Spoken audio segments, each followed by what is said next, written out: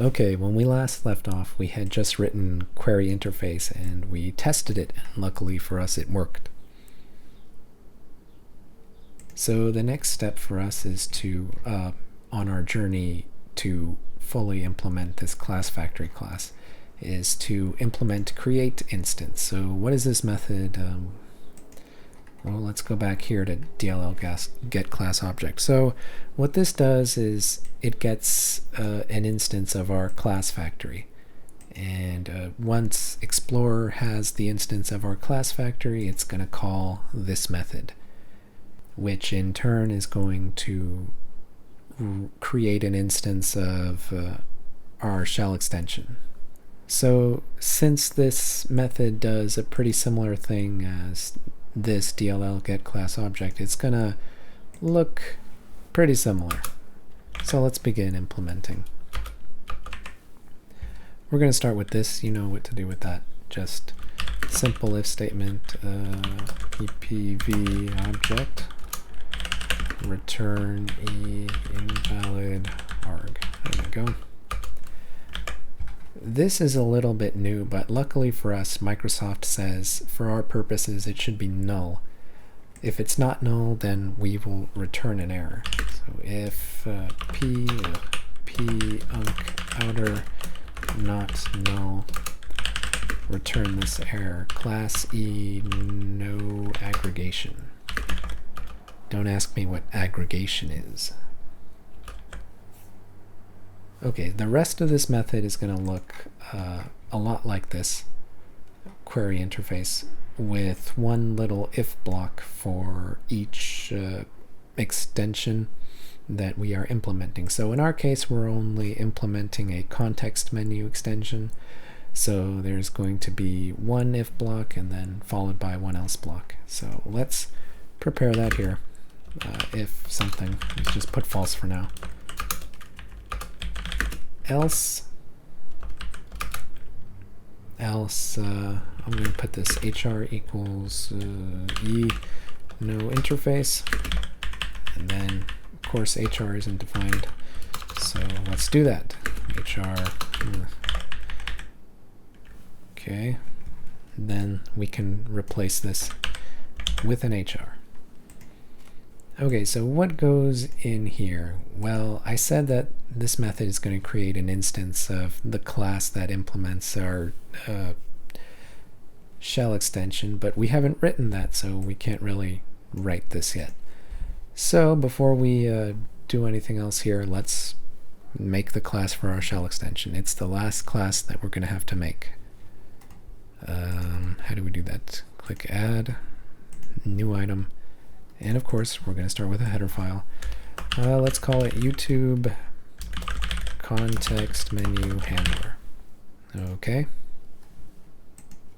So this is going to look just like our class factory. It's just a class that implements some interfaces. So class YouTubeContextMenuHandler.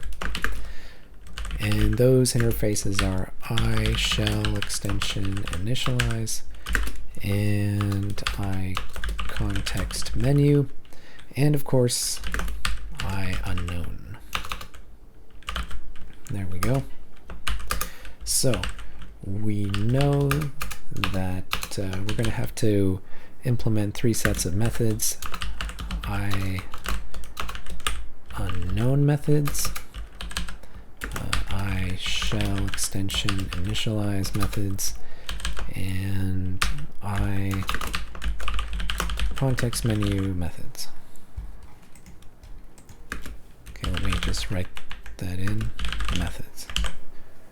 Okay, good. Also, remember that we're going to want to keep track of the number of pointers to instances of this class, and then, well, let's just leave that at that for now. Protected, yes, okay, so m jegref count. There we go. And it looks like this, and that are all red because I need to include schlodge. Yes, there we go.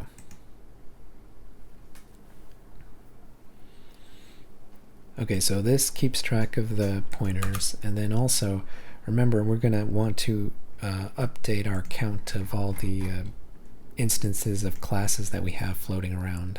So you know what, let me just copy that. Where were we here?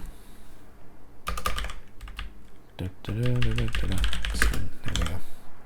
So we put this here, and remember that we update this count using the constructor and destructor. So we are going to declare those here. YouTubeContextMenuHandler.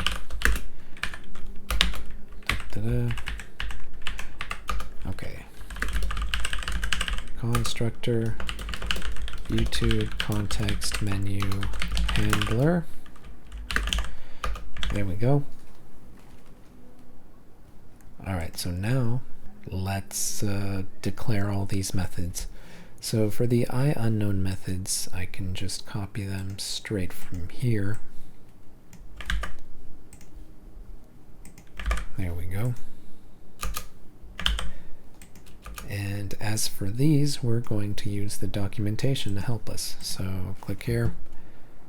Here is its only method. And I guess I don't have, I'm going to erase those. Okay, good. Now for iContextMenu methods. So it looks like there are 3 of them. Let's start with this one. Get command string. And then let's go back here. Invoke command. There we go. So this is the method that gets called when you click on the context menu item. And this, of course, writes what's on your context menu item. Last one, query context menu. And I think this method here puts the item in the menu where you specify it. So do you want it at the beginning or the 5th place or the 3rd slot or whatever. There we go. Now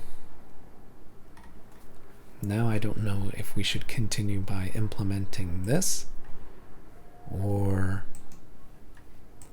finishing this. What do you guys think? I say we implement this.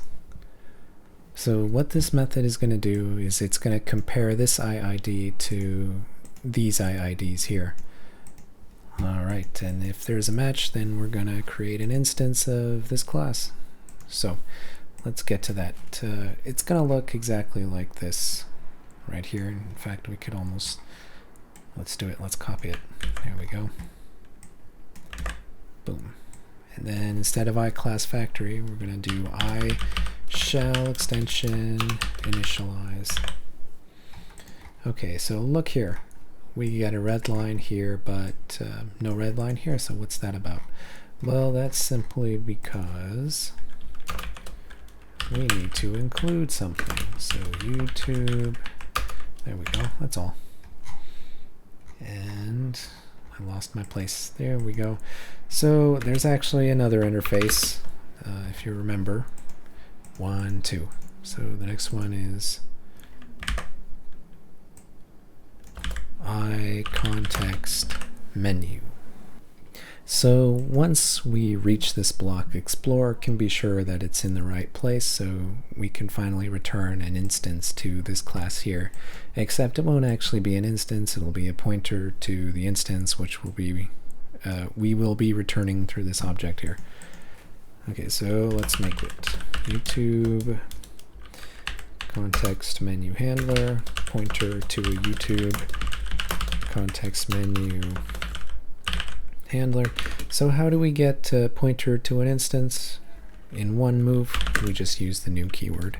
So YouTube context menu handler, call that constructor. Very good. So now Microsoft wants us to make sure that this operation here was successful. So we pretty much do the same as up here, but slightly different. So if p YouTubeContextMenuHandler is null, then we return an error. There we go. Otherwise, we can call its query interface method. So p YouTube query interface, and what are the arguments going to be? RIID and ppv object. There we go. Then once we've done that, we don't actually need this pointer anymore, so what are we going to do? We're going to do exactly what we did here. Just release it. So p YouTube context menu handler release. Perfect. Now we are completely finished with this ClassFactory class, I hope. And in the next video, I guess we will begin to tackle the implementation of our final class, this class. See you then.